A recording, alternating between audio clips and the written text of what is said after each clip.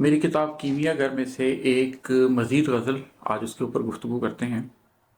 اس کا مطلب ہے کہ اپنی کاوش ابھی شعوری تھی، اپنی کاوش ابھی شعوری تھی، قلب کی روشنی ادھوری تھی۔ میں نے زندگی میں یہ محسوس کیا ہے، خصوصاً قرآن پاک کو پڑھتے ہوئے، کہ قرآن ایک جگہ پر بار بار یہ بات کرتا ہے کہ تم لوگ اپنی عقل کو کیوں نہیں استعمال کرتے، لوگوں کو تلقین کرتا ہے کہ جہالت کے اندھیرے سے نکلیں اور شعور کو اپنائیں، عقل کو اپنائیں، لاجک کو اپنائیں اور بات کو سمجھیں۔ پھر اس کے بعد قرآن کئی جگہوں پر یہ بات بھی کرتا ہے کہ تم لوگ بالغیب پر یقین کیوں نہیں رکھتے۔ میں نے جب اس پہ غور کیا تو میں اس نتیجے پہ پہنچا کہ قرآن بنیادی طور پر 3 سٹیجز کی بات کرتا ہے۔ ایک جہالت کی سٹیج ہے، اور جو شخص جہالت کی سٹیج پر ہوتا ہے اس کو یہ کہا جاتا ہے کہ وہ اپنی عقل کو استعمال کرے اور عاقل بن کے چیزوں کو پرکھے، دیکھے، سمجھے، تاکہ اس کو حق کی تلاش ممکن ہو سکے، اس کے لیے وہ سچ کو پا سکے۔ دوسری سٹیج ان لوگوں کی ہے جو اپنے عقل اور اپنے شعور کو استعمال کرتے ہوئے حق کو پا چکے ہوتے ہیں۔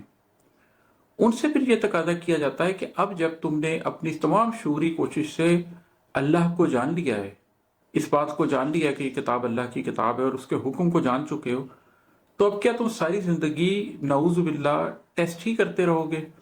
اس بات کی حقانیت جاننے کے لیے ہر بات پہ شعوری طور پر سوال ہی کرتے رہو گے، یا اب تم سر تسلیم خم بھی کرو گے؟ اب تم اس سٹیج پر بھی پہنچو گے کہ جہاں پر تم کہو کہ اللہ میں تیری رضا میں راضی ہوں، اور سوچ سے آگے کا سفر طے کرنا چاہو گے، نور کی تلاش میں نکلو گے، یہ چاہو گے کہ قلب کے اندر اللہ سما جائے۔ تو یہ 3 سٹیجز ہیں: جہالت کی سٹیج، عقل کی سٹیج، اور اس کے بعد سبمیشن کی سٹیج۔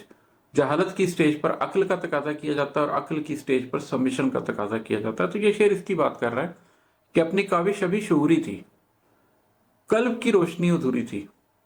جو قلب کی روشنی ہے وہ ادھوری ہے ابھی، شعوری طور پر میں نے حق کو پا لیا، حق کو سمجھ لیا، لیکن مجھے یہ احساس ہے کہ ابھی بھی یہ کاوش ادھوری ہے، ابھی بھی مکمل چیز کو میں نہیں پا سکا، اس لیے کہ شعور نے تو حاصل کر لیا لیکن قلب نے جو حاصل کرنا تھا وہ بھی رہتا ہے۔